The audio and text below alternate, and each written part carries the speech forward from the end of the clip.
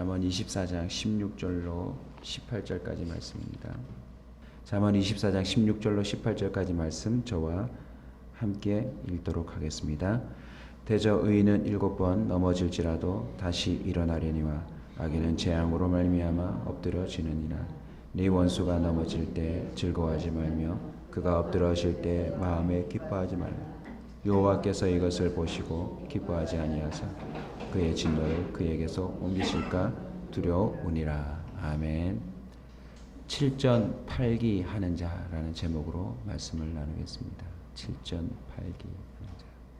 요즘도 통하는지 모르겠지만 저희들 시험 칠 때는 사당 오락이라는 말들이 있었습니다. 4시간 자면 합격하고 5시간 자면 떨어진다는 그런 말들이 있었는데 오늘 수능이 아니라 인생 수능에 맞춰서 본다면 사당이 무엇이겠습니까? 모든 사람이 락 떨어지는 그런 시대 아니겠습니까? 인생 가운데 한 번이라도 넘어지지 않는 사람이 과연 있을까요? 다 넘어지겠죠. 넘어지지 않으면 좋겠지만 넘어질 수밖에 없다면 우리에게 정말 중요한 게 뭘까요? 바로 다시 일어나는 겁니다. 넘어져 본 적이 있다면 아실 텐데 참 일어나기가 힘듭니다.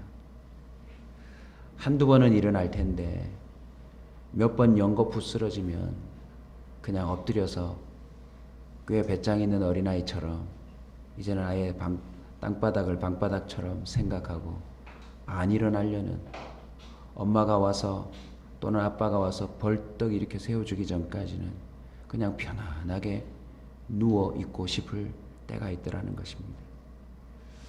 지금도 넘어져서 우리 주변에 좀처럼 일어나지 못하는 사람들이 꽤 있지 않습니까? 재기에 성공하려고 해도 자신의 힘으로는 더 이상 해볼 힘도 또 지혜도 그럴 그 어떤 환경도 되지 않는 사람들이 주변에 꽤 많음을 우리는 보게 됩니다. 근데 솔로몬은 오늘 얘기합니다. 대저 의인은 7번 넘어질지라도 다시 일어나려니와. 구체적으로 7번이라고 얘기한 것은 완전 숫자이기 때문에 언제나 넘어져도 언제나 일어난다라고 하는 의미로 생각하시면 되겠습니다. 와, 이런 은혜가 우리에게 있다면 얼마나 좋을까요? 넘어질 때마다 다시 일어난다. 오뚜기 같은 그런 인생이 성경에 있다고 말합니다. 먼저 넘어질지라도 넘어진다는 의미를 좀 더 이해해야 이 본문을 잘 해석하겠습니다.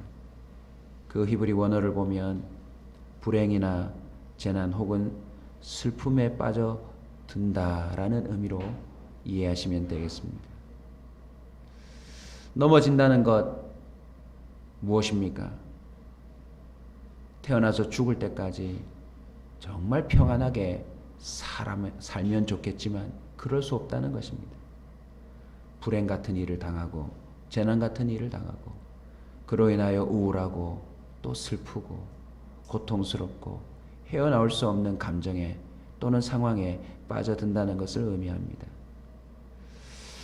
그런 불행한 일들에 자주 넘어진다 할지라도 언제나 다시 빠져나온대요. 누가요? 의인이요.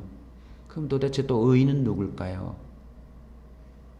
성경에 보면 이 의인에 대한 흔적들을 찾을 수 있습니다.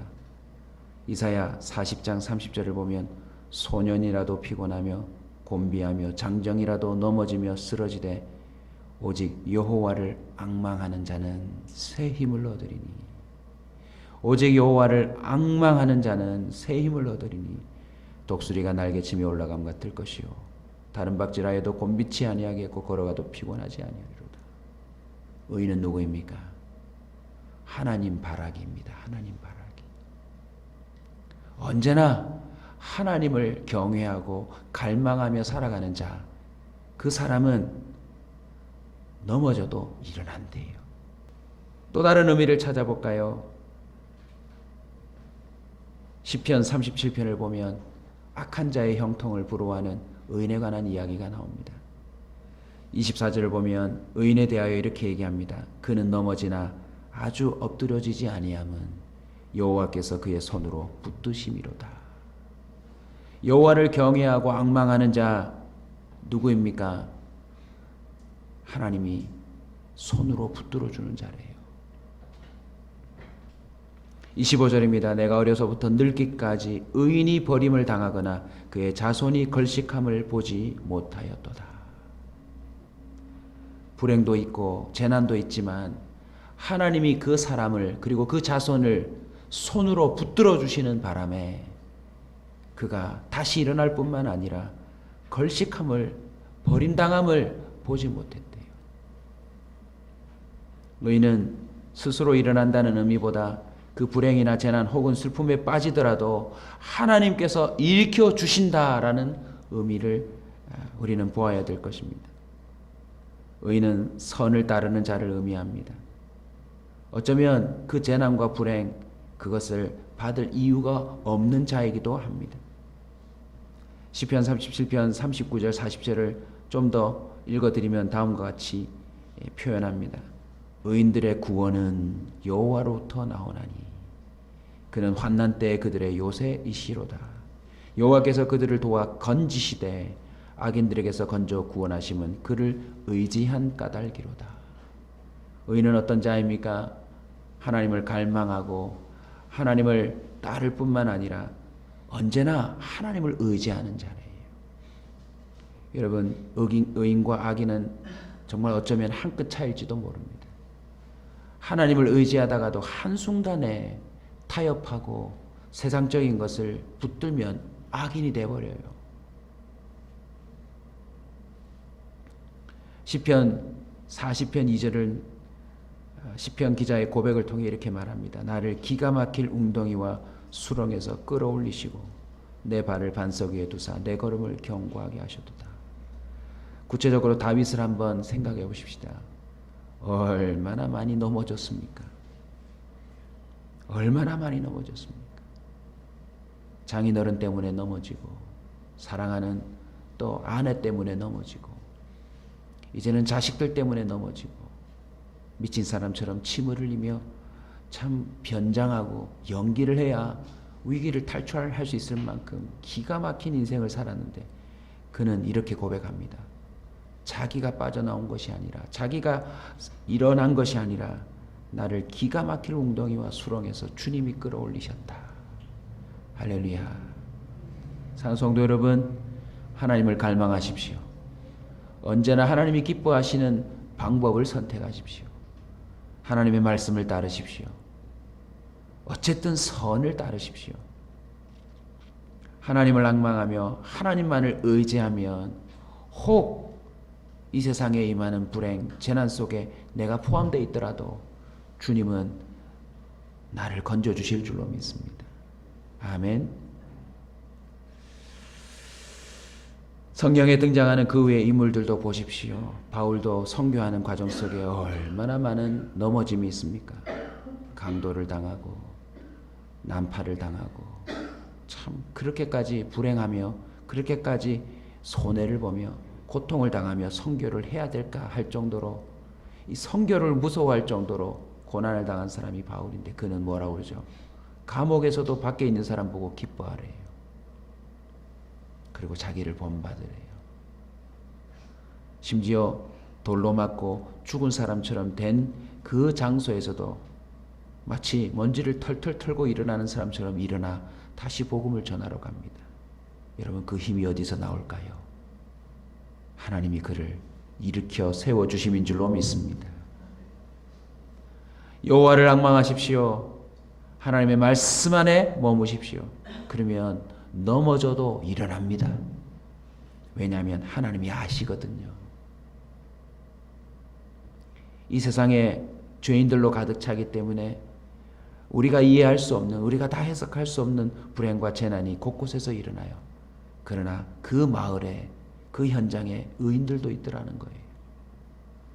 비록 같이 당하고 같이 고통당하고 같은 슬픔을 경험하지만 희한하게 의인들은 일어나더라는 것입니다. 목사님, 그냥 그 사람도 죽었는데요. 이 세상만을 말하는 것이 아닙니다. 하나님은 장차 영원한 세상에서 선한 자는 선한 부활로, 의인은 악인의 그 심판으로 다시 부활한다는 말을 우리는 잊지 말아야 될 줄로 믿습니다. 오늘 본문을 보시면 7.8기를 의인에게 허락해 주시는데 악인은 어떻게 된대요? 안 넘어진다, 안 넘어진다. 정말 악인은 든든하다 하는 것처럼 보이는데 결국 재앙으로 말미암아 넘어진다라고 기록하고 있습니다. 악인은 아무리 넘어지지 않으려 하여도 결국은 재앙으로 말미암아 엎드려집니다.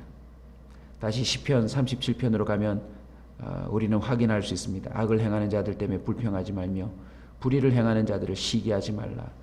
그들은 풀과 같이 속히 배임을 당할 것이며 푸른 채소같이 쇠잔할 것이미로다. 진실로 악을 행하는 자들은 끊어질 것이나 여호와를 소망하는 자들은 땅을 차지하리로다. 잠시 후에는 악인이 없어지리니 네가 그곳을 자세히 살필지라도 없으리로다. 저와 여러분이 만약 악을 행함으로 나름 든든하게 자신의 삶을 세워나간다 한다면 머지않아 훅 사라질 거래요. 하나님이 반드시 심판하실 거라는 거죠. 우리가 잘 아는 시편 1편 4절도 비유적으로 정확하게 얘기를 합니다.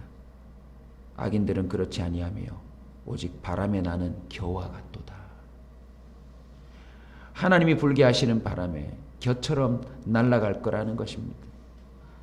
사랑하는 성도 여러분, 저와 여러분은 의인의 편에 서기를 주의 이름으로 축원합니다. 오늘도 저와 여러분이 말씀 안에 머물며 살아가면 우리도 쓰러질 때가 있죠. 번아웃 될 때가 있죠. 우리도 악한 자들에게 뒤통수를 맞을 때도 있죠. 덩달아 이 악한 세상에 임하는 그런 시련과 고통 속에 우리도 포함될 수 있죠. 그러나 놀라운 것은 내가 의인이라면 하나님이 우리를 일으켜 세워주실 줄로 믿습니다. 7번 넘어져도 7번 일으켜 세워주실 줄로 믿습니다. 하나님의 일으켜 주심을 간구하십시오. 하나님의 붙들어 주심을 간구하십시오. 그리고 세상 것에 소망을 두고 앙망하지 마시고 언제나 하나님이 기뻐하시는 것을 앙망하며 나아갈 때 우리는 그게 혹 실패한다 할지라도 하나님의 방법으로 다시 일어남을 경험하게 될 줄로 믿습니다. 자, 7.8기가 어떤 것인지 짧게나마 설명을 드렸는데 여기서 하나 더 놓치지 말아야 될 것이 있습니다. 7번 넘어졌다 일어난 의인이라 할지라도 혹 네 원수가 넘어질 때 즐거워하면 안 된대요. 악인이 재앙으로 말미암아 또는 심판으로 말미암아 쓰러지는 것을 보면서 이렇게 세움을 받은 네가 그것을 즐기거나 기뻐하거나 비아냥거려서는 안 된다라고 말합니다. 이유가 뭘까요? 하나님은 악인이라도 넘어지는 걸 기뻐하지 않으세요. 왜냐하면 모두가 하나님의 형상이기 때문에 그렇습니다. 하나님의 마음은 어떤 마음입니까? 모든 자들이 넘어지는 것을 안타깝게 여기세요. 나쁜 사람이 길을 가다 미끄러져 크게 꽈당하고 넘어질 때 옆에서 아이고 그놈 잘됐다.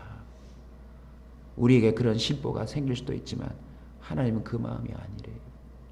설사 하나님이 그렇게 깨닫게 해주시려고 넘어뜨려도 하나님은 가슴 아파하신대요.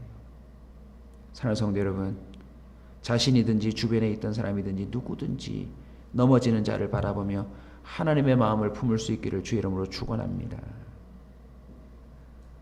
그리고 나 또한 죄인이었음을 잊지 말아야 될 것입니다. 사실은 내가 저렇게 넘어져야 하는데, 아니 나도 저렇게 넘어진 적이 있는데, 우리는 모두가 죄인입니다. 넘어져서 도저히 일어날 수 없는 그런 죄인이었습니다. 하나님이 이렇게 세워주셔서 지금 일어나 있는 것이지 우리도 다시는 일어나지 못할 그런 넘어짐에 들어갈 수도 있다는 사실을 우리는 겸손히 인정해야 합니다. 또 하나의 자세를 더 설명하면 넘어진 죄인들이 돌아오도록 기도하며 할 수만 있다면 우리도 그 넘어진 악인들이 일어나도록 도와야 될 줄로 믿습니다. 그들에게 넘어진 데다가 돌을 던지려고 하는 자들이 아니라 얼른 달려가서 나도 그런 적이 있는데 하나님이 나를 이렇게 세워주시더라. 하나님 안에 거하면 다시는 넘어지지 않을 것이요 혹 넘어져도 하나님이 이렇게 세워줄 터이니 일어납시다 라고 우리가 말해야 된다는 것입니다. 우리 다 함께 히브리서 12장을 한번 찾아서 마지막에 읽고 기도에 들어가겠습니다. 히브리서 12장입니다. 11장 믿음장에다가 12장 그 믿음에 구름같이 허다한 증인들이 있다라고 하는 성경 본문입니다. 믿음의 위인들 자세히 살펴보시면 안 넘어진 자가 누가 있습니까? 다 타협하고 다 쾌락을 쫓고 세상 문화에 한두 번씩은 다 넘어졌다가 하나님의 손으로 일으켜 세움을 받은 자들인 줄로 믿습니다. 그 구름같이 허다한 증인들에게 또다시 한번 하나님이 뭐라고 말씀하십니까? 8절 한번 다 같이 봅시다. 8, 9, 10절입니다. 징계는 다 받는 것이거늘 너희에게 없으면 사생자여 친아들이 아니니라. 또 우리 육신의 아버지가 우리를 징계하여도 공경하였거든 하물며 모든 영의 아버지께 더 복종하며 살려하지 않겠느냐. 그들은 잠시 자기 뜻대로 우리를 징계하였거니와 오직 하나님은 우리의 유익을 위하여 그의 거룩하심에 참여하게 하시느니라. 11절 12절 13절도 합시다. 무릇 징계가 당시에는 즐거워 보이지 않고 슬퍼 보이나 후에 그로 말미암아 연단을 받은 자들은 의와 평강의 열매를 맺느니라. 그러므로 피곤한 손과 연약한 무릎을 일으켜 세우고 너희 발을 위하여 곧은 길을 만들어 저는 다리로 하여금 어그러지지 않고 고침을 받게 하라. 의인 악인 하나님께서 참 은혜로 결정지어주는 것이지 우리 스스로 결정지을 수 있는 것이 아닙니다. 우리는 모두 다 죄인입니다. 마땅히 징계를 받아야 할 그런 존재들이죠.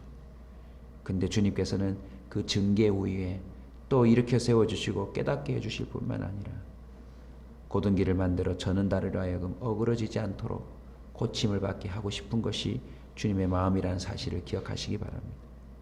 오늘 이 새벽에도 피곤한 손과 연약한 무릎이 일으켜 세워질 줄로 믿습니다. 하나님께서 저와 여러분을 일으켜 세워주시거들라. 죄인인 나를 어찌하여 의인으로 여겨주십니까? 하나님, 저 또한 다른 이들을 일으켜 세우는 자가 되겠습니다. 남은 인생에 주의 은혜로 7.8개 하는 지혜로운 자가 되시길 주의 이름으로 축원합니다. 여호와를 앙망하고 의지하고 선을 따르며 성경에서 말한 의인이라고 하는 그 범주 안에 우리가 있을 때에 우리는 언제나 하나님의 손으로 7.8개 하는 자가 될 줄로 믿습니다.